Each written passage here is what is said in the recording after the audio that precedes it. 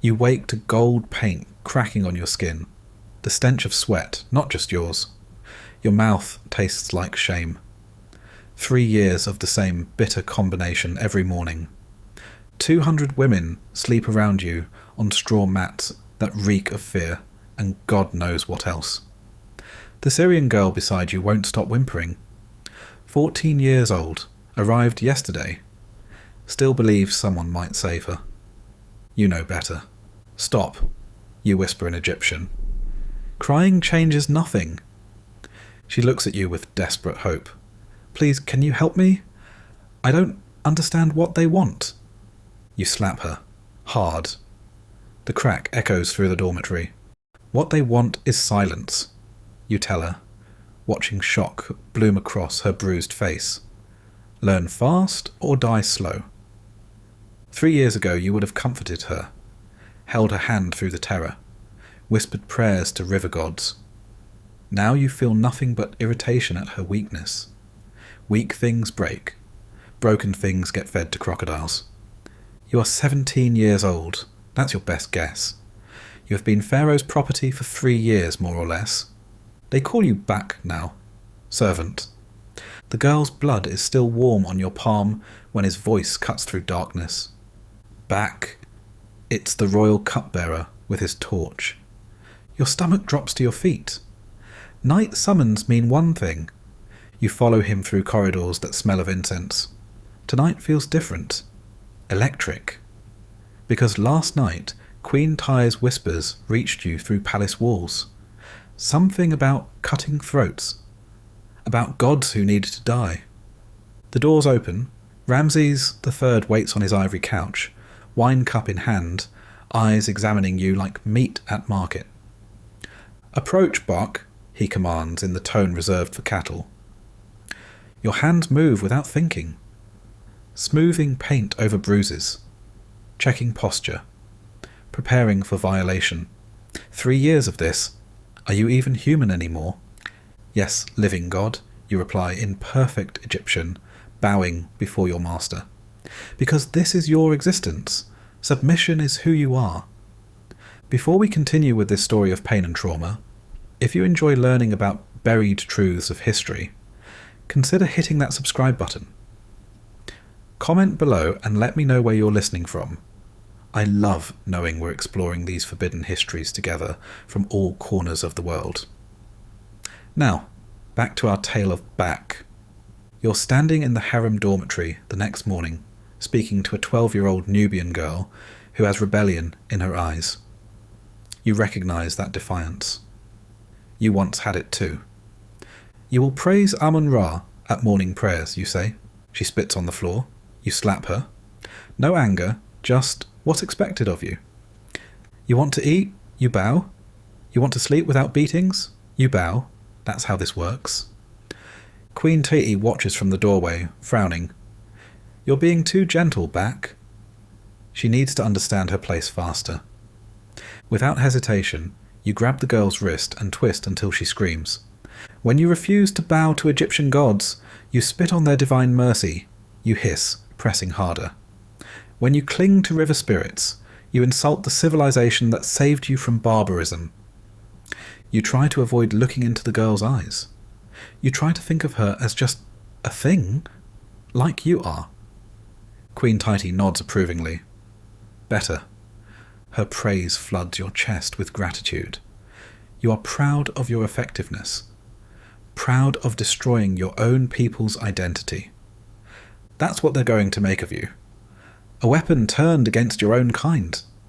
Now let me show you how it begins. You hardly remember your old life.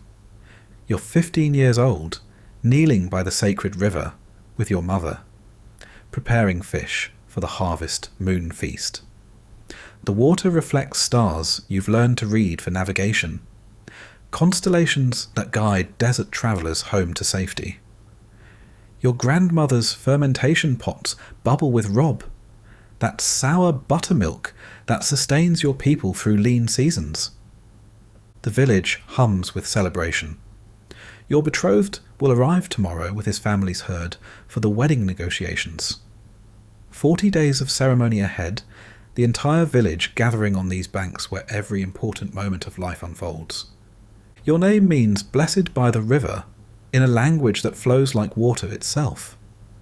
Then the screaming starts. Egyptian soldiers pour through the reed walls, bronze weapons catching moonlight. They've come for gold slaves to work the mines. But the virgin girls, you, represent a different kind of wealth. Your father runs toward his boats, desperate to save the vessels that feed 3 families. The spear takes him through the chest, bronze point erupting from his back in a spray of blood that mixes with sacred water. His body floats face down. Your mother's scream cuts across the water as soldiers drag her toward the river. "Run!" she shouts in Nubian, the last words you'll ever hear her speak. They hold her head under water until the struggling stops. The sacred cattle are slaughtered for sport. Their blood pours out of them. Your betrothed's body floats past, throat opened like a second mouth. The boy who was supposed to receive your hand. Soldiers laugh. They separate the virgin girls like sorting grain from chaff. Hot iron shackles burn your ankles raw, flesh sizzling as you understand this isn't a nightmare you'll wake from. 3 days march in chains, drinking your own urine to survive. The girl beside you, a chief's daughter from upriver, dies on the 2nd day. They leave her body for vultures without ceremony. By the time you see Pi-Ramesses rising from the delta like a fever dream of limestone and gold, you understand you'll never see the cataracts again, never swim the waters that once knew your name. Pi-Ramesses rises before you, massive limestone walls, gardens. You want to run, but the chains cut into your ankles when you try. They drag you into dark chambers that smell like fear. You want to fight, but 4 guards hold you down while you scream. They call it animal noise. Hold still, infantry. You want to tell him you have a name, but names are for people. You're not a person anymore. Bronze probes. Cold metal between your legs. You want to die rather than feel this. Intact, he announces, wiping your blood on cloth. Worth 20 silver instead of 5. You want to scream that you're not for sale, but everything here is for sale, including you. Hot resin tears hair from skin you thought was yours. Egyptian women giggle. You want to ask why they're laughing, but you already know. Your pain is their entertainment. You want to beg them to stop, but begging gives them pleasure. So you bite your tongue. Caustic lime burns your skin pale. You want to stay dark like your mother, but you're whatever they want you to be.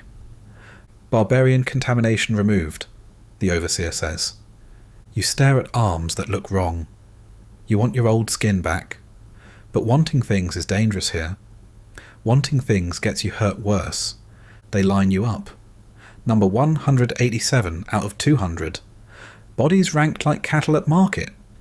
200 women in precise hierarchy, numbered and catalogued. Back, they say.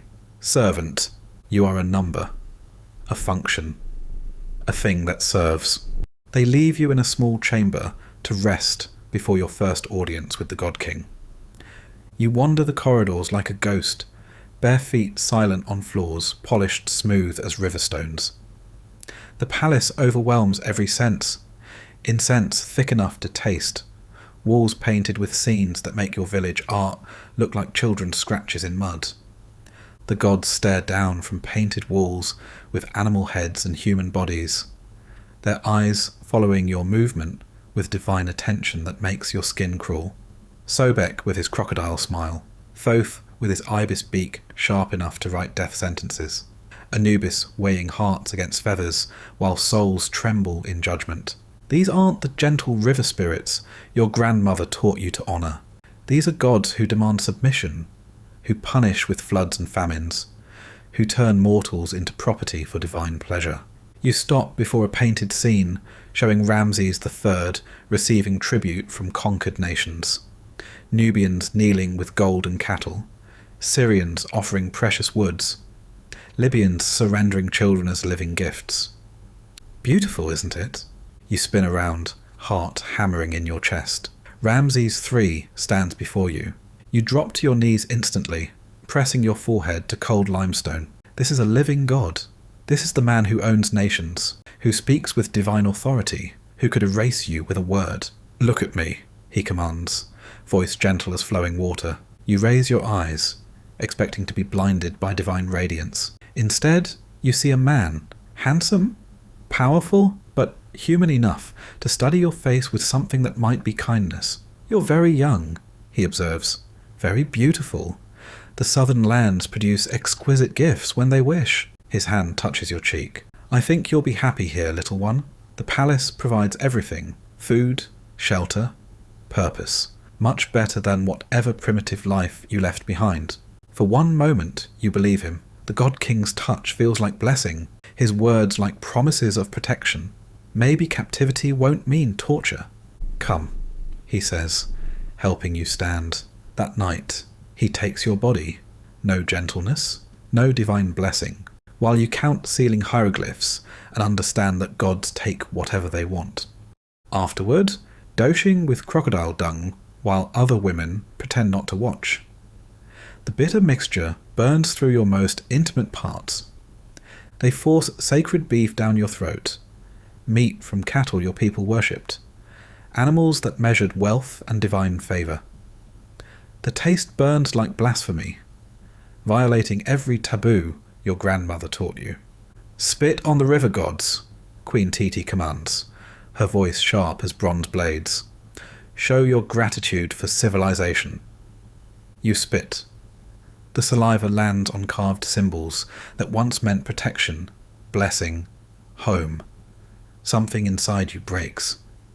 Beaten until you praise Egyptian deities.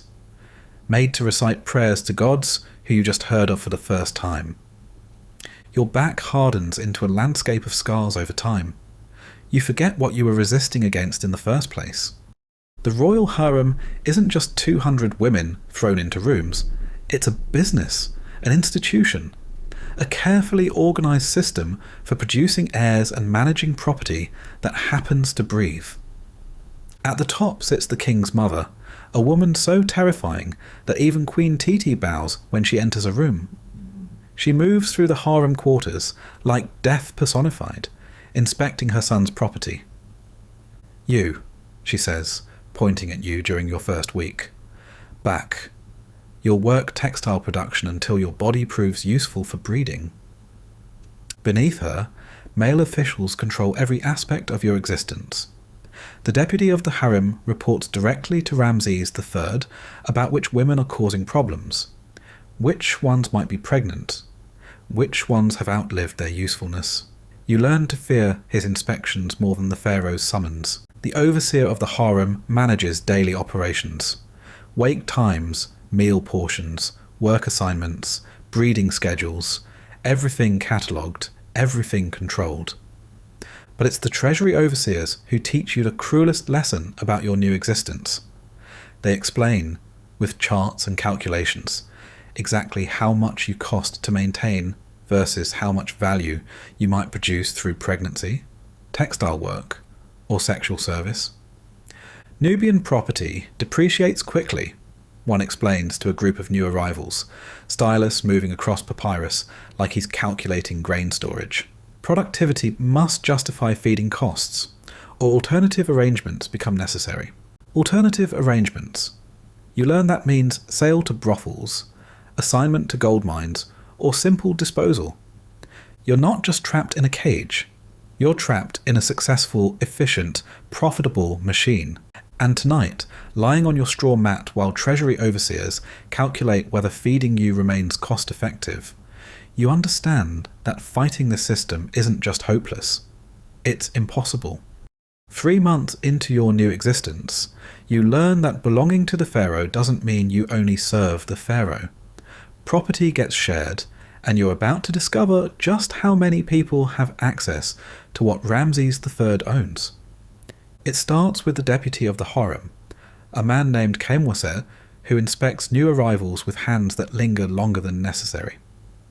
The God King values loyalty, he explains to a group of recent captives, his smile carrying promises and threats in equal measure. Those who show proper gratitude for palace positions often find their circumstances improved. You watch other women disappear into his chambers for private consultations about their assignments. They return with better food, easier work details, and the hollow eyes of people who have learned what survival requires. But the most horrifying discovery comes when you realise these men don't see themselves as violators. They genuinely believe they're entitled to your body as compensation for managing the pharaoh's household efficiently. In their minds, access to concubines is a job perk, like housing allowances or festival bonuses. "We work hard to keep this place running smoothly," the overseer of the harem explains after summoning you to his quarters for the 3rd time in a week. The God King recognises that dedicated service deserves rewards. But what these efficient administrators don't realise is that their shared access to royal property creates shared vulnerabilities. When Queen Tie begins plotting against the God King, she knows exactly which officials can be compromised through their illegal use of harem women. The machine carries the seeds of its own destruction, because men who break rules for pleasure can be blackmailed into breaking bigger rules for survival.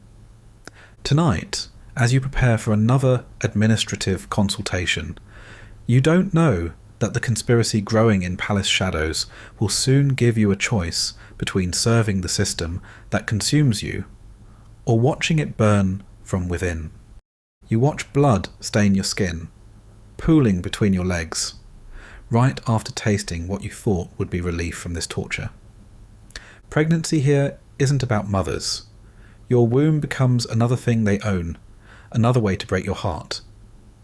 It happens 4 months after capture. Missing your monthly bleeding feels like salvation at first. Pregnant concubines receive better food, gentler treatment, protection from Queen Titi's worst cruelties. You place hands on your barely swollen belly and whisper Nubian blessings the baby will never be allowed to hear. Maybe this child will love you. Maybe someone in this limestone hell will call you something other than Buck. Maybe motherhood will return some fragment of purpose to existence that's become pure survival. The other women watch with mixture of envy and pity. They know what you haven't learned yet. That hope in this place becomes just another method of torture. Month 6 brings Queen Titi's inspection, her eyes hardening when she sees pregnancy's changes to your body. "Getting ideas above your station, barbarian?" she hisses, hands already reaching for the bronze-studded whip she saves for special occasions. The beating focuses on your swollen belly. Each strike lands exactly where she wills it. You're conscious enough to understand what's happening. "Egyptian wombs carry Egyptian children," she explains between blows. "Foreign vessels produce foreign waste. You lose the baby that night, cramping on your straw mat while blood soaks through your clothes onto limestone floors. No medical attention, no comfort, no acknowledgement that something precious died, along with the hope it represented. The other women clean around your miscarriage like it's spilled water. Death is so common here, it barely registers as noteworthy. You lie there staring at limestone ceiling, counting hieroglyphs, while understanding seeps through your bones like poison. Your body doesn't belong to you. Never did. Never will. The baby wasn't yours. It was Pharaoh's potential property, terminated when Queen Titi decided it posed a threat. The tears that come taste like bile. You cry for 3 days straight. When they bring you to Ramses a week later, you spread your legs without protest or emotion. When he finishes, you douche mechanically, efficiently, making sure no unwanted seed takes root without permission. You learn to think of your womb as storage space. But Queen Titi's power isn't absolute. You conceive again at 16, when Ramses III wants more sons for his military campaigns. This time, she can't simply beat the baby out of you. Pharaoh's orders protect Egyptian property. Pregnancy at 16 earns you unimaginable privileges, walks in palace gardens. That's where you meet Nakt. He tends the pomegranate trees, dark skin unmarked by Egyptian bleaching. When he speaks, it's in accented Egyptian that carries traces of home. You're Nubian, he says during your third garden walk, voice barely above a whisper. I can tell by how you look at the river. Your heart stops. Speaking to male slaves is forbidden. Careful, you whisper back, but your eyes drink in his face like water after drought. He tells you his real name means strong in a dialect from upriver villages. I dream about home, he admits, during a rare moment alone by the lotus pond. Do you think the river still flows the same way? I try not to think about it, you lie, because thinking about home makes you want to die. It hurts too much. Maybe that's the only way to stay alive, he says. Keep the hurt. When the hurt stops, we're really gone. You fall in love with his gentleness, with conversations that don't centre on submission or service, with the way he looks at you like you're still a person instead of property. For the first time since capture, you feel something other than numbness in your chest. One evening, emboldened by desperate loneliness, you try to kiss him behind the date palm trees. He pulls away like you're on fire. No, he whispers, genuine terror in his eyes. This place destroys everything it touches. Everyone who tries to love here dies worse than if they'd never tried. But I need... You start. I know what you need, he says, backing away from you like you're poison. But I won't be the reason they hurt you worse. I won't be another way for them to break what's left of you. You want to argue, to convince him that stolen love is better than no love at all. Someone reports the conversations. Maybe another slave seeking favour. Maybe a guard who noticed your meetings. Maybe Queen Titi's spies who watch everything in palace gardens. They drag him to the courtyard in chains while you're forced to watch from the harem windows. The castration is public, efficient, meant to teach lessons about the price of unauthorised affection. His screams echo as they cut away everything that made him male. Nut lives, but the man who spoke about rivers and hurt and staying alive disappears entirely. When you see him again weeks later, tending the same trees, he looks through you like empty air. Nakt, you whisper, during your next garden walk. He doesn't respond, doesn't acknowledge your existence. The baby kicks in your belly as you watch him work. You produce a son with your eyes and Pharaoh's stubborn chin. You hold him once, long enough to count fingers and toes, to whisper a Nubian blessing that sounds like goodbye, before Egyptian wet nurses claim him for proper raising. Royal blood requires royal care, the head nurse explains, not unkindly. Foreign women carry disease in their milk. We'll ensure he grows strong and civilized. You watch from dormitory windows as your son learns to walk in palace gardens you're forbidden to enter.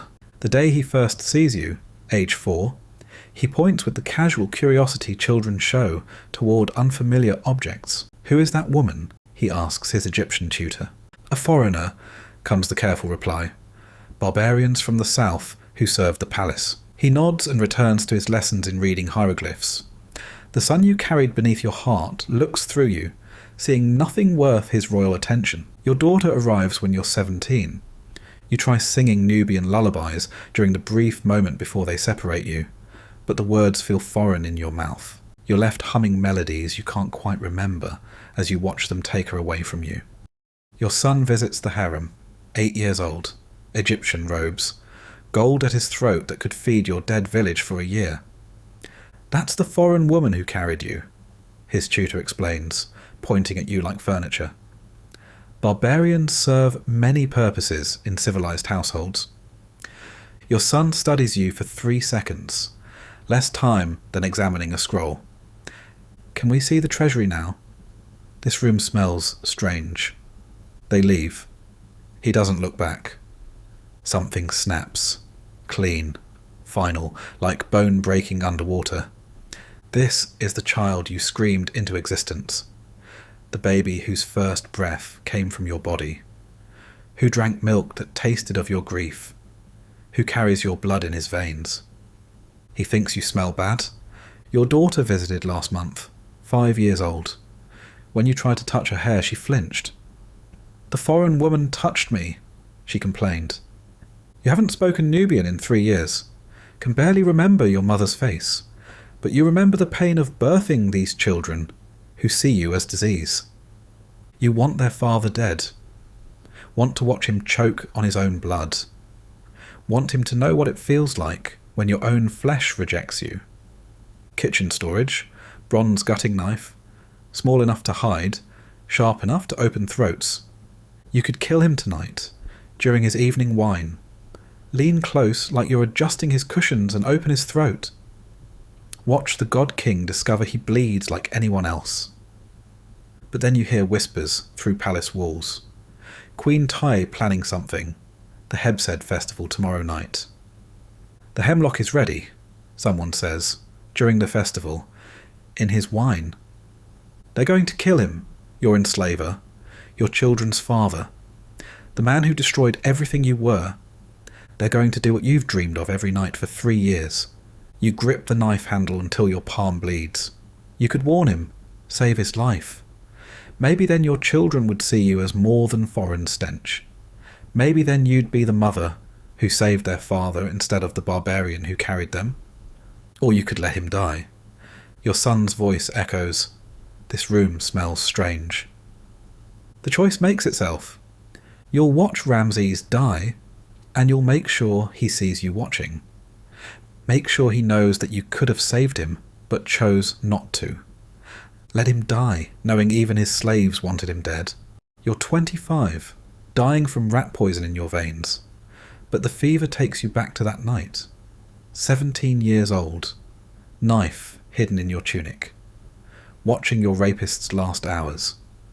You're serving wine at the Hebsed feast, invisible. The hidden knife presses against your ribs with each breath.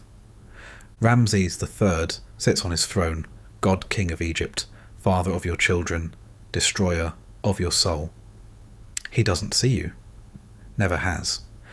You're just the vessel that brings wine, spreads legs, births princes.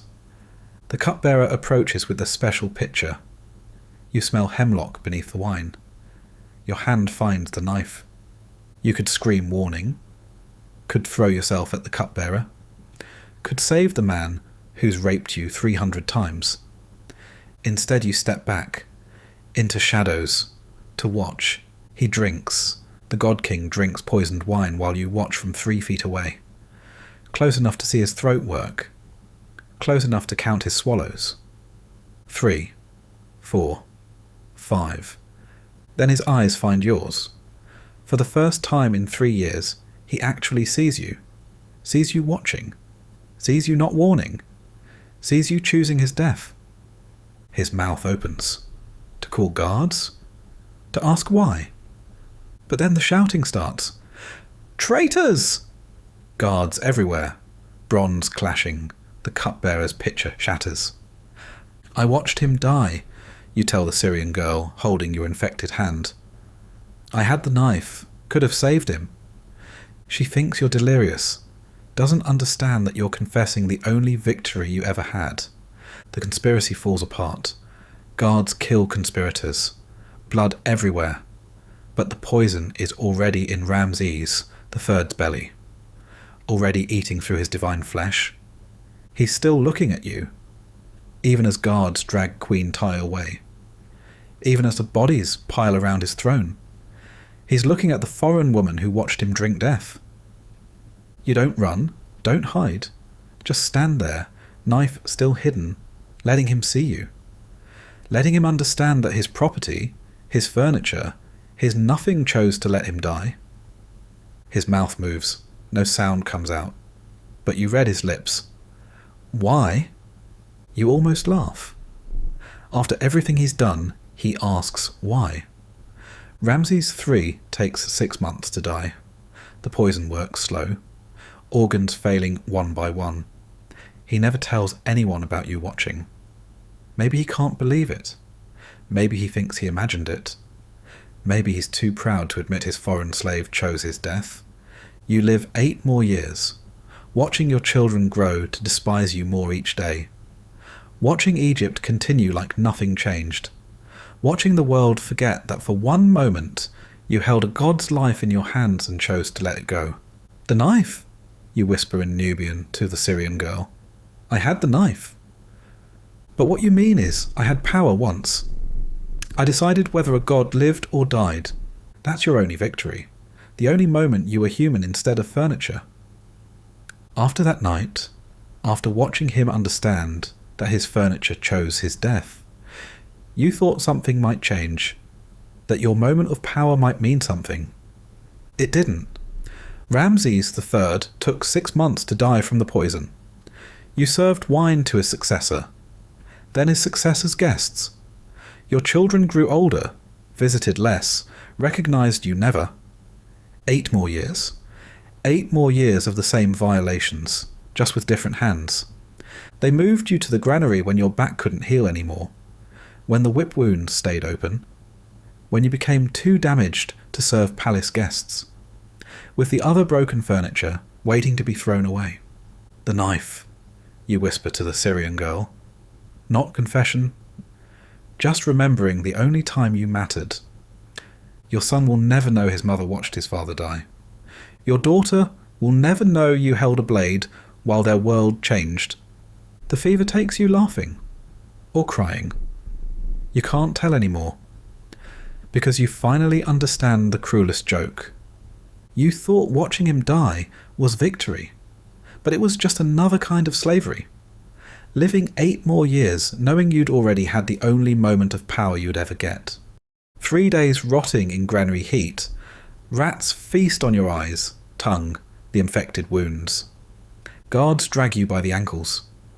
Your skull bounces down stone steps. Crack, crack, crack, splash. The Nile swallows infected meat. No prayers, no records. Just another foreign woman who lived as furniture and died as garbage. Fish that your father once caught now feed on what's left of his daughter.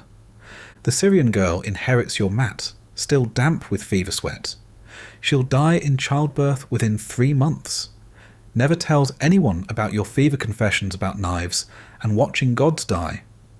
The river carries you past villages that no longer exist, past ceremony grounds buried under Egyptian settlements, past the place where you were once blessed by flowing water.